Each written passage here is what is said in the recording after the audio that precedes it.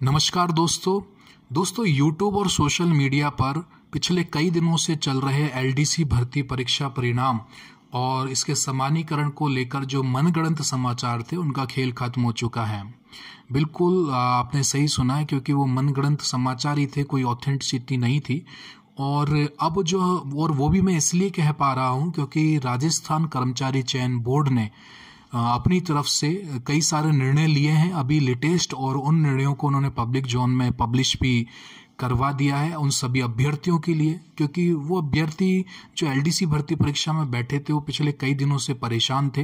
बातें चल रही थी समानीकरण को लेकर के, तो पता नहीं था कितने पेपरों में समानीकरण होगा, किस तरह से समानीकरण होगा, कौन सी कमेटी रहेगी, क्या फॉर्मेट रहेगा, आखिर ये बोर्ड है वो कर क्या रहा है, वो बता क्यों नहीं पा रहा है, आपत्तियां किस तरह की रही हैं।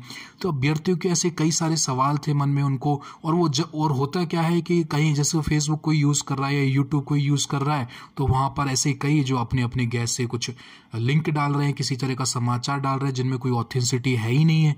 तो इन सभी चीज़ों का अब खेल खत्म हुआ और बोर्ड ने अपनी तरफ से वो सारे निर्णय प्रकाशित करवा दिए हैं। और हम इस वीडियो के माध्यम से जितने भी हमारे सवाल हैं, चाहे वो समानीकरण को लेकर, किसी कमेटी या फॉर्मेट को लेकर या आपत्तियों को लेकर, वो इस वीडियो के माध्यम से अपन लोग देखेंगे। तो पूरा वीडियो आप लोग देखिएगा और इसमें हम लोग बात करेंगे उन सभी सवालों की जो आपके मन में है। तो आइए अब प्रूफ के साथ अपन बात करते हैं उस न्यूज़ की। और ये न्यूज़ दोस्तों, जैसा कि आप देख पा रहे हो स्क्रीन पर, ये न्यूज़ प्रकाशित हुई है नेशनल लेवल के न्यूज़पेपर में जिसका नाम है दैनिक भास्कर। दैनिक भास्कर में जयपुर से ये न्यूज़ प्रकाशित हुई है। तो आप शुरू में ही इसकी जो हेडिंग है वो पढ़ पा रहे होंगे। यहाँ पर लिखा है एलडीसी भर्ती परीक्षा देने वाले 8 लाख अभ्यर्थियों के पेपर की कुंडली होगी तैयार। यानी कि 8 लाख अभ्यर्थियों के पेपर की जो कुंडली है वो पूरी तरह से तैयार होगी। क्या न्यूज़ है, किस तरह से इसको अपन पढ़ते हैं आगे। यहाँ पर आप देखिए ये कि एलडीसी भर्ती का परीक्षा परिणाम जारी करने से पहले राजस्थान कर्मचारी चयन बोर्ड 8 लाख अभ्यर्थियों के पेपर की कुंडली तैयार कर रहा है। अब किस तरह की कुंडली, कि इसमें देखा जाएगा कि उसने कितने सवालों को हल किया। ठीक है, यानी कि ये देखेंगे कि कितने सवालों को हल किया है। अगर जैसे आपने एलडीसी की परीक्षा है, आप उसमें बैठे हो, तो वो आपकी जो शीट है उसमें ये देखा जाएगा कि आपने कितने सवालों को अटेम्प्ट किया है, हल किया है, और इसमें किस सवाल का जवाब सही दिया और किस सवाल का गलत दिया। यानी कि ये पूरी एक अलग जानकारी निकालेंगे और इस प्रकार हर सवाल का एक डिफ़िकल्टी लेवल तैयार करेंगे ये। ठीक है, यानी कि कोई सवाल है वो कितना डिफ़िकल्ट है औरों के लिए, आपके लिए, और सभी सवालों का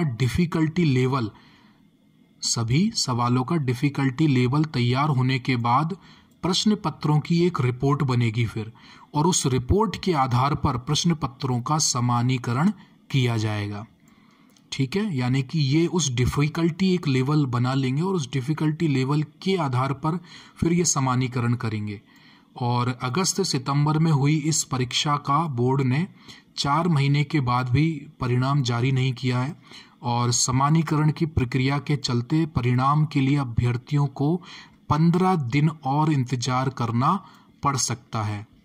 अब यहाँ पर देखो ये लिखा है इन्होंने 15 दिन और इंतजार करना पड़ सकता है।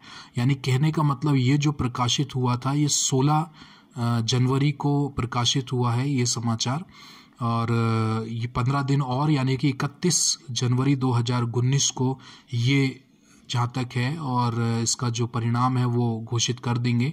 और ये आगे बोल रहे हैं कि 4 चरणों में हुई इस परीक्षा के 8 पेपरों का समानीकरण किया जाएगा। तो हमें इस प्रश्न का भी उत्तर मिल गया कि ये सभी पेपरों का समानीकरण करने वाले हैं, क्योंकि 8 पेपर ही कुल हुए थे इसमें, तो 8 पेपरों का समानीकरण किया जाएगा। फिर आगे क्या है, इसके लिए बोर्ड ने कमेटी का गठन कर दिया है। तो यहाँ अपन देखते हैं आगे क्या लिख रहे हैं ये, कि बोर्ड ने एक 6 सदस्यीय कमेटी का गठन भी कर दिया है। ठीक है, इसके लिए तो 6 सदस्यीय कमेटी का गठन हो चुका है, और कमेटी ने बोर्ड को एक फॉर्मेट उपलब्ध कराया है।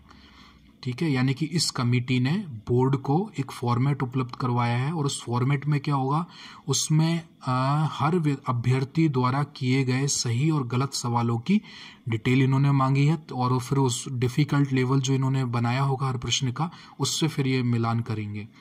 लिपिक ग्रेड द्वितीय कनिष्ठ सहायक संयुक्त सीधी भर्ती के 11,255 पदों के लिए बोर्ड ने पिछले साल भर्ती की प्रक्रिया शुरू की थी। इसके लिए 13,90,58 अभ्यर्थियों ने आवेदन किए, यानी टोटल आवेदन इतने आए थे 11,000 पदों पर, इतने 13,90,000। और परीक्षा के चारों चरणों में कुल मिलाकर इतने अभ्यर्थी बैठे थे, यानी कि 8,10,352 अभ्यर्थी उपस्थित थे। ये तक इन्होंने बोर्ड ने ये निकाला है, ने दिए। और आगे लिख रहे हैं, यानी कि इस परीक्षा में कुल 8 पेपर आयोजित हुए। ठीक है, कुल मिलाकर 8 पेपर आयोजित हुए, तो 8 पेपरों का समानीकरण ये करने वाले हैं। अब 8 पेपर होने के कारण बोर्ड को परीक्षा में प्रश्न पत्रों के समानीकरण की जरूरत पड़ गई ताकि अभ्यर्थी के साथ अन्याय नहीं हो। बोर्ड ने पिछले दिनों सभी प्रश्न पत्रों की प्रारंभिक आंसर की जारी कर आपत्तियां मांगी थी और जब आपत्तियां मांगी थी तो करीब 1100 आपत्तियां बोर्ड के पास पहुंची थी इससे संबंधित। तो 1100 आपत्तियां पहुंची टोटल।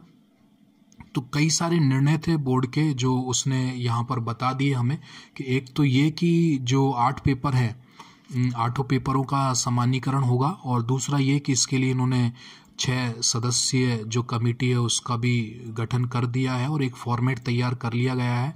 तो ये पूरा समझ गए होंगे आप कि किस तरह से ये समानीकरण करने वाले हैं। जैसा हमने यहाँ पर पढ़ लिया था कि ये एक डिफ़िकल्टी लेवल तैयार कर देंगे और सभी सवालों का डिफ़िकल्टी लेवल तैयार हो जाएगा और उसके बाद फिर वो इसके आधार पर प्रश्न पत्रों का समानीकरण करेंगे ताकि कुछ पेपर्स ऐसे थे जिनको कठिन बताया जा रहा है, डिफ़िकल्ट बताया जा रहा है, तो और जो दूसरे विद्यार्थी उनके साथ एक अन्याय ना हो सके। तो ये थी वो न्यूज़ जिसके बारे में हम बात कर रहे थे। तो अब जहाँ तक है आपको ज़्यादा इंतज़ार नहीं करना पड़ेगा, जल्दी इसका परिणाम घोषित भी हो जाएगा। और बाकी सारे जो अभ्यर्थी हैं जो टाइपिंग, मैं तो कह रहा हूँ कि और जिनको लग रहा था ऐसा कि आशा नहीं है तो वो भी अब अपनी टाइपिंग करना शुरू कर दें और पूरी की पूरी प्रैक्टिस रखें, किसी और चीज़ों पर ना जाएं, बोर्ड की साइट है उसको ध्यान में रखें और जो ऑथेंटिक न्यूज़ चैनल हैं या न्यूज़पेपर है उनको ध्यान में रखें। ठीक है, और अपनी तैयारी पर ध्यान